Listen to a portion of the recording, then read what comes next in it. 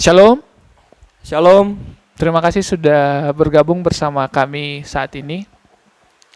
Sangat luar biasa eh, bisa kembali bersama dan belajar tentang firman Tuhan.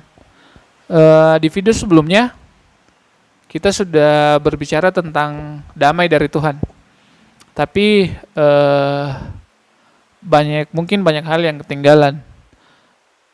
Jadi di video kali ini kita akan membahas lebih dalam lagi bagaimana kita bisa betul-betul damai dan tenang saat badai itu datang. Kayak begitu. Mungkin sebelum kita masuk ke dalam pembahasan, bagus kalau kita baca ayat dulu dari Markus 4 ayat 40. Markus 4 ayat 40. Lalu ia berkata kepada mereka, "Mengapa kamu begitu takut? Mengapa kamu tidak percaya?" Nah,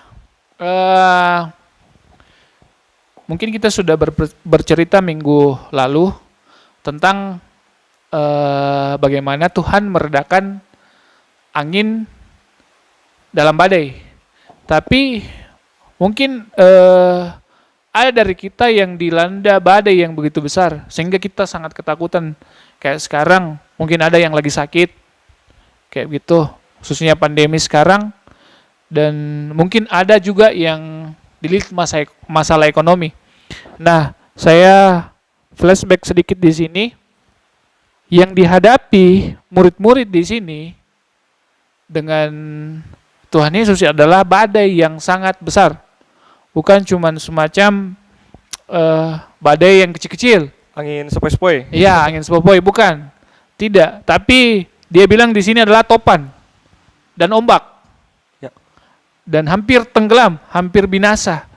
Jadi ada satu hal yang saya pengen renungkan di sini, kita pengen renungkan sama-sama, yaitu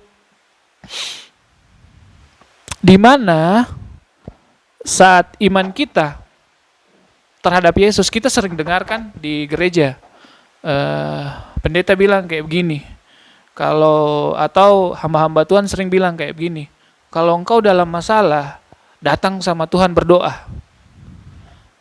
Kayak begitu. Tapi dalam konteks kali ini, ketika murid-murid dalam masalah, hampir mau mati, badai yang besar dalam hidup datang, ibarat nyawa sudah di ujung tanduk, kayak begitu. Tapi Tuhan dia bilang kayak begini di ayat di Markus 4 ayat 40. Lalu ia berkata kepada mereka, "Mengapa kamu begitu takut? Mengapa kamu tidak percaya?" Ibarat udah datang malah Dimarahi. dimarahin. Ibarat kayak begitu. Betul, Misalkan saya datang sama kau, toh saya bilang ini, misalkan, Tuhan, mau mati Tuhan, tolong Kak. Tapi pas datang kayak begitu, responnya Tuhan adalah marah. Malah marah. Padahal ada ayat yang bilang, Ya, yang berletih lesu. ya, Bagaimana? semua yang berbeban berat Ya, dan letih lesu datang kepadaku. betul. Tapi Di saat ini, ketika kamu percaya sama Tuhan dan kamu datang sama Tuhan, kamu dimarahi. iya, kenapa? Kenapa? Itu yang masalahnya. Ya. Kayak gitu. Nah, disinilah mulai saya bertanya juga, kenapa saat kita mulai datang sama Tuhan, Tuhan bilangnya kita, datang sama saya kalau kalian ada masalah. Tapi iman saat ini salah. Ibarat ini salah. Karena sebenarnya kayak begini, ada satu hal yang saya pengen pelajari.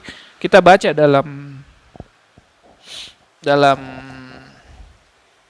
Matius 17 ayat 20, coba. Matius 17 ayat 20.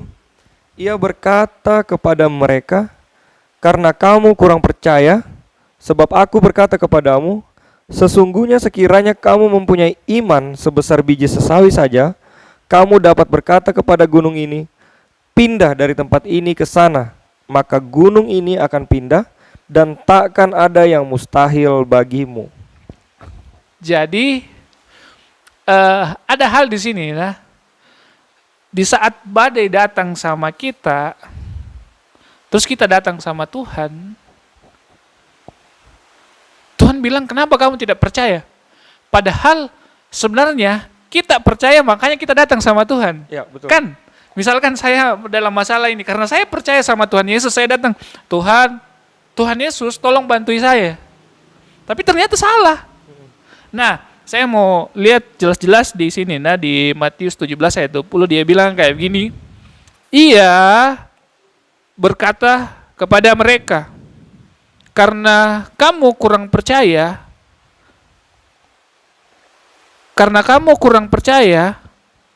sebab aku berkata kepadamu, sesungguhnya sekiranya kamu mempunyai iman sebesar biji sesawi saja, kamu dapat berkata kepada gunung ini, karena kamu kurang percaya. Jadi ada level di sini adalah dia percaya sama Tuhan, tapi dia tidak percaya sama dirinya. Betul. Jadi di Markus tadi, saat badai datang sama kita, masalah ekonomi baik itu masalah ekonomi yang sangat besar, masalah mungkin kita sakit yang sangat besar. Ya. Tapi kadang ketakutan kita menguasai kita. Malah ombak sekarang yang setir kita, angin dalam kehidupan kita, topan dalam kehidupan kita, yang setir kita sekarang. Kayak begitu. Padahal sebenarnya kita bisa selesaikan itu. Dia bilang kayak begini, Tuhan Yesus di sini. Saya mau baca lagi nih. Ia berkata kepada mereka, karena kamu kurang percaya. Dia sudah percaya sama Tuhan, datang minta tolong sama Tuhan, tapi dia tidak percaya sama dirinya. Terus lanjut kita bilang ke bawah, dia bilang, sebab aku berkata kepadamu, sesungguhnya sekiranya kamu mempunyai biji iman sebesar biji sesawi, kamu dapat berkata kepada gunung ini. Jadi kamu, artinya murid-murid dapat berkata kepada gunung ini. Bukan Tuhan yang berkata di sini. Jelas maksudnya di sini. Kamu dapat berkata. Tidak dia bilang Tuhan, dia bilang saya yang berkata kepada gunung ini. Tidak. Tapi mulai dia, murid-murid di sini yang disuruh berkata kepada gunung ini. Murid-murid yang harus selesaikan badai ini. Melakukan sendiri. Betul. Jangan, maksudnya kenapa Tuhan marah di sini? Karena kadang kita orang Kristen seperti orang yang selalu merengek sama Tuhan. Dikit-dikit datang sama Tuhan. Tuhan tolong, menangis. Tuhan tolong. Padahal masalah ini bisa kita selesaikan. Kayak begitu. Jadi di sini di mana Tuhan mau kita menjadi lebih dewasa. Karena ibarat kayak begini, mungkin kita dibilangi orang sombong lah, kayak bilang kita yang sering melatih kuasa dalam Tuhan, terus mungkin banyak orang yang bilang, sering mendahului Tuhan. Padahal tidak, kita membiarkan Tuhan istirahat. Tuhan banyak yang napusingi. Kayak gitu. Kita harus mencoba. Bisakah kita bilang sama Tuhan, Tuhan, kau istirahat dengan tenang dulu di situ, nah biarkan saya bikin dulu ini. Nanti kalau memang saya tidak mampu bantui Kak. Kayak begitu.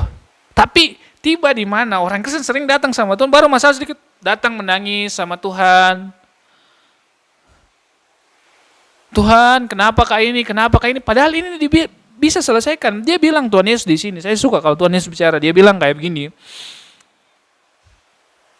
Sebab aku berkata kepadamu, sesungguhnya sekiranya kamu mempunyai iman sebesar biji sesawi saja, kamu dapat berkata kepada gunung ini. Bukan Tuhan yang berkata kepada gunung ini, tetapi murid-murid yang berkata kepada gunung. Jadi saya yang berkata kepada masalah ini, tenang. Mungkin tidak langsung kau membalikan telapak tangan terus jadi kayak begini, tapi saat saat kalian mengatakan tenang, di situ proses dimulai. Nah, di situ proses dimulai. Jadi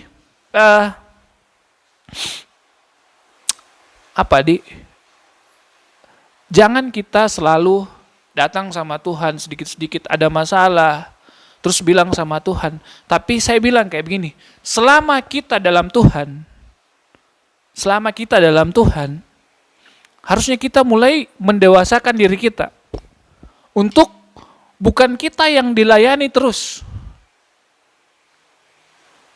tapi bagaimana kita bisa melayani orang lain. Bukan kita yang cuma mau dilayani Tuhan.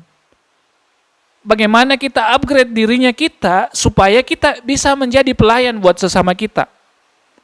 Enggak selalunya kita datang minta jajan sama orang tuanya kita.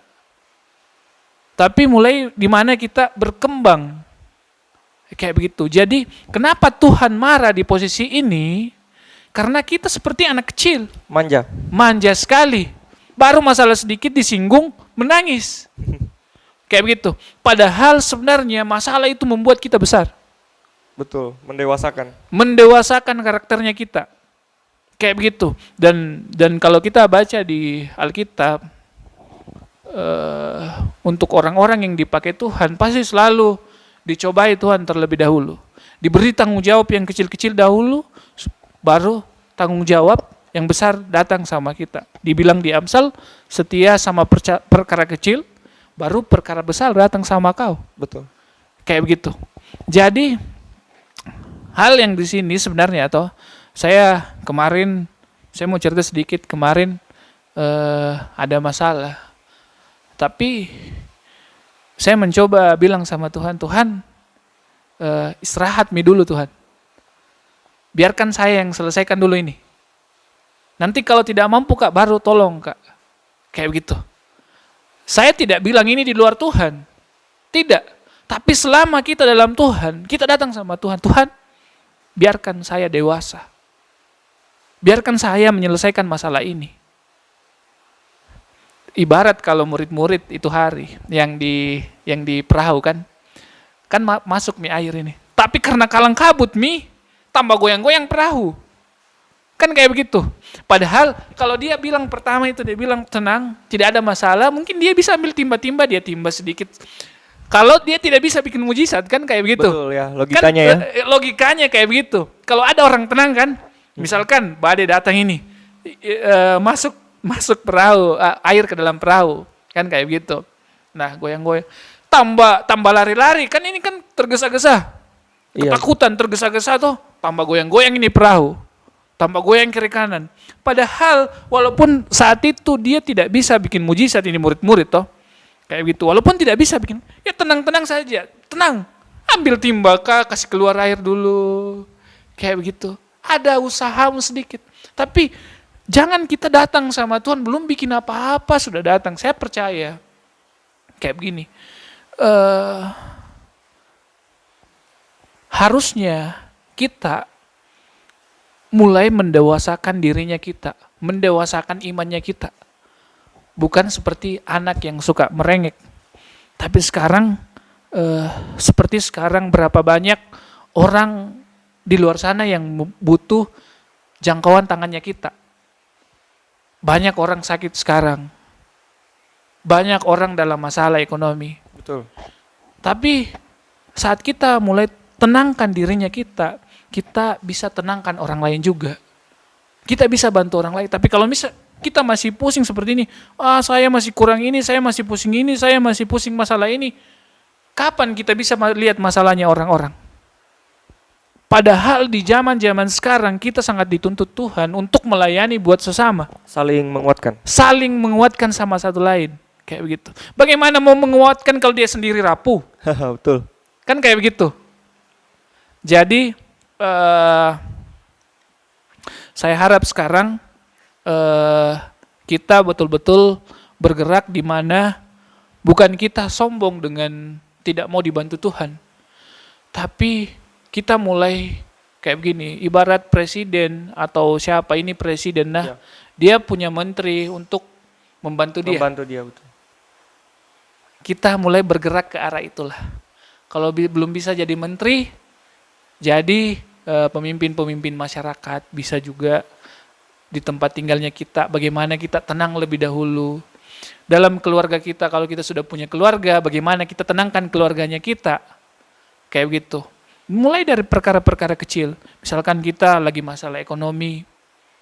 Yakin saya, selama kita berusaha dan kita berdoa sama Tuhan, Tuhan pasti bantu. Yang penting sekarang kau tetap dalam Tuhan. Saya ada satu hal kayak begini. Ini yang saya pahami betul-betul. Saya bilang kayak begini. Kalau saya punya masalah yang besar, mungkin masalah itu lebih besar dari saya. Tapi kalau saya anaknya Tuhan, masalahnya saya sudah menjadi masalahnya Tuhan. Betul. Kayak begitu. Jadi pastikan engkau betul-betul anaknya Tuhan. Anaknya Tuhan, Melakukan perintahnya, perintahnya. melakukan kehendaknya. Betul. Kamu di dalam Tuhan. Yakin saya, kalau ada masalahmu, pasti Tuhan turun tangan. Tapi sekarang Tuhan pengen engkau lebih dewasa lagi. Bukan jadi seorang yang suka merengek. Kayak kita orang Masalah kecil merengek, masalah kecil merengek, apalagi kalau masalah besar. apalagi masalah besar. Iya. Di sini murid-muridnya masalah besar. Masalah besar itu Iya, tapi masih salah juga. masih salah juga. Iya. Karena Tuhan bilang, kok sudah Jadi sebenarnya di dalam Tuhan tidak ada masalah besar ya. enggak ada. Karena apapun masalahnya, Tuhan sanggup. Tuhan sanggup. Tuhan sanggup dan kau pun sanggup. Betul. Sebenarnya. Karena kayak begini. Tuhan tidak bilang di sini yang di Matius 17 ayat 20 kan? Dia tidak bilang di sini saya berkata kepada gunung. Tapi harus kita yang berkata. Berkata kepada gunung. Tidak mungkin saya bilang kayak mungkin tidak semudah kau balikan telapak tangan. Nah, tapi apa? Tapi sebelum itu, disitulah mulai proses saat kau bilang tenang, saat kita mulai masalah ekonomi dan kita mulai tenang berpikir, mungkin kita ada cara lain untuk menyelesaikan masalah ini. Jadi jangan langsung kalang kabut, oh kayak begini. Bagaimana Mini? Iya. Atau kita lagi sakit terus langsung bilang, wah selesai hidupku Iya, saya ini. sudah mau mati nih. Kan kayak begitu, enggak bisa juga. Tapi saat kita bilang, tenang, saya masih bisa ini. Ya. Saya akan usaha. Di situ mulai proses terjadi. Gunung dalam hidupmu akan berpindah kalau kau sendiri bilang, tenang. Tenang. Kita perkatakan dan tetap mengandalkan kuasa Tuhan. Yang penting kita dalam Tuhan. Kita dalam Tuhan. Itu kayak begitu. Nah, seperti ada juga ceritanya Daud. Kayak begini. Daud itu, dia berlatih sebelum dia mengalahkan Goliat sebenarnya. Dia berlatih lawan beruang di gunung, di padang. Dia bilang, kau sudah bikin apa Daud? Saya pernah lawan beruang. Jadi ayatnya di mana? Di perjanjian lama. Saya tidak terlalu ingat, tapi itu ada. Yang jelas dia sudah ada usaha ya. Iya, maksudnya ada masalah-masalah ini sebenarnya mendewasakan kita. Kayak begitu. Bukan malah menjatuhkan kita, tapi selama kita dalam Tuhan, yakinlah pada Tuhan, kita yakin pada Tuhan dan yakin juga pada diri kita kalau kita sanggup selesaikan ini. Jadi kita bukan orang yang selalu merepotkan Tuhan. Sekarang kita menjadi bukan orang yang suruh-suruh Tuhan terus. Betul. Bilang tolong selesaikan ini urusanku. Yang ada sekarang itu bukan kau hambanya Tuhan. Betul. Tuhan menjadi hambamu sebenarnya. Padahal harusnya kita menjadi hambanya. Kita menjadi hambanya. Tuhan suruh bilang ini, terus kita ikut. Iya, kita perkatakan dan powernya Tuhan akan turun. Kayak begitu. Mungkin itu saja yang saya sampaikan hari ini. Sangat luar biasa.